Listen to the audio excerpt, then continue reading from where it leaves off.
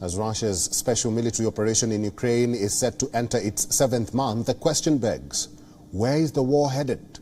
Among intense infighting and bloodshed, Russian and rebel forces continued their advance west of Luhansk. Meanwhile, the U.S. has cleared yet another aid package for Ukraine worth $775 million.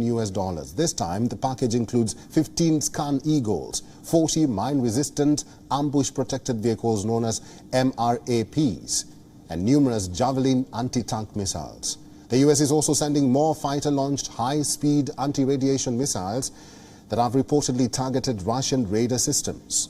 The anti-radiation missiles are crucial in disrupting Russia's ability to detect new Ukrainian movements and control their own forces. It is the 19th time Pentagon has provided equipment from Defense Department stocks to Ukraine since August 2021. U.S. Secretary of State Antony Blinken said in a statement that these capabilities are carefully calibrated to make the most difference on the battlefield and strengthen Ukraine's position at the negotiating table. But where is the negotiating table? Are any serious talks to end the war really taking place? If yes, then where? If no, then why not? It seems the war in Ukraine has become a test ground for Western weapons. The West is continuously pouring in weapons in Ukraine. Estimates suggest U.S. alone has poured in over $75 billion worth of military aid in Ukraine since the war began. But do weapons end the war, or do they just prolong it? Where are the talks to end the war? What are the other world powers doing? Does talking or taking sides in the war offer any help to these millions of people in and out of the war, bearing its consequences? It is high time for the world powers to avoid fueling the war and make serious efforts to end the same.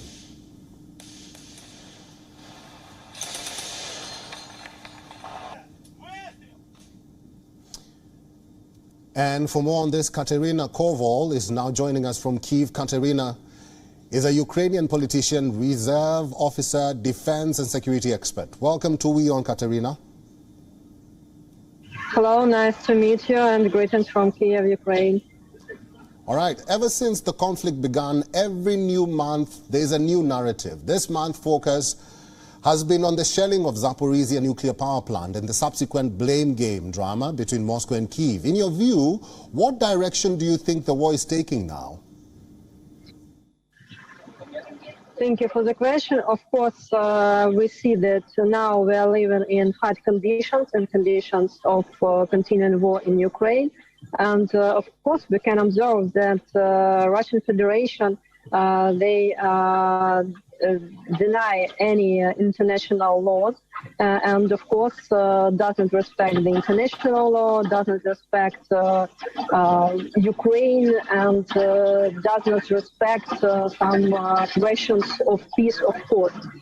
When we are talking about the plant factory in Zaporizhia, we know that it's not only the question of Ukrainian defense, it's the question about global security, of course, because it's the nuclear plant. And as we see, Russia does not respect any rules, any international rules, any international law.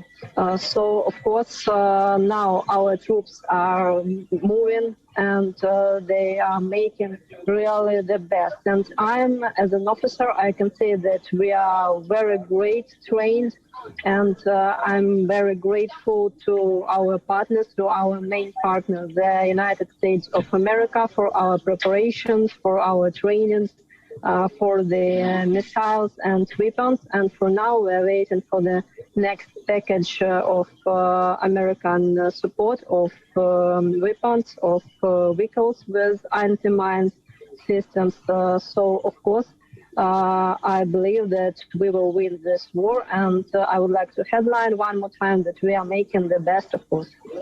Katerina, let's talk more about that package. Do you think Moscow, Kyiv and the West have given up on mediation efforts? We no longer hear negotiation talks. Have they stalled? Do they happen away from the glare of cameras? Is there a willingness from both warring nations to talk? Of course, we've had talks, negotiations concerning peace question, but it's the sea, as I would like to tell it one more time, that the Russian Federation does not respect international law. And of course, we've seen that they didn't respect any format of talks. Because they continued bombings of our cities, continued violence in frames of these talks. And that's why we should wait when Russian troops will get off from our country, and then we could negotiate about something.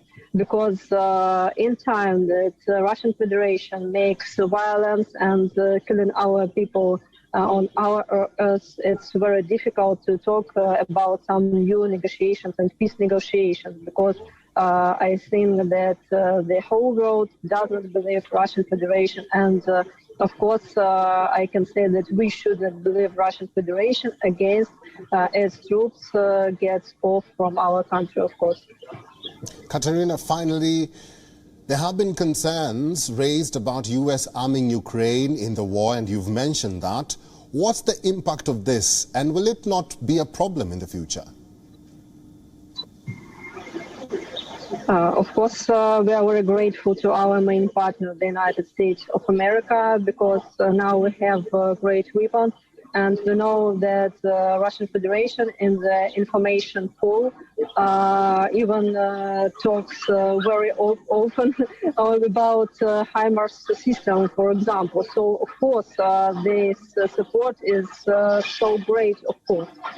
But concerning some international law questions, of course, we know that Russian Federation does not respect it.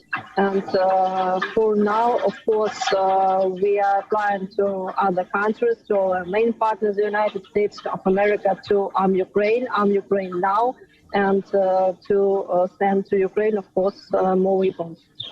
All right, Katerina, we'll have to leave it there. Katerina Koval, thank you very much for making time and for talking to WION today. Thanks. WION is now available in your country. Download the app now and get all the news on the move.